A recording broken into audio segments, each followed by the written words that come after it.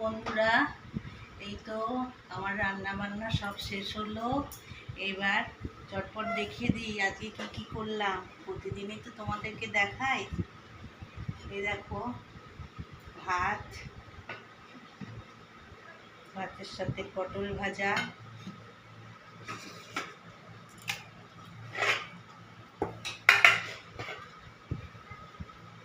পাতলা করে মুসুরির ডাল,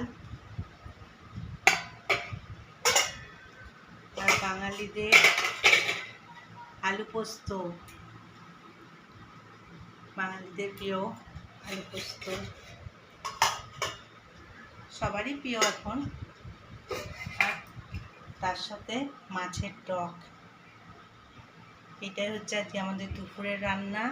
একদম প্লেন রান্না, গরমে একদম প্লেন রান্না করেছি আজ এইটুকুই। টাটা।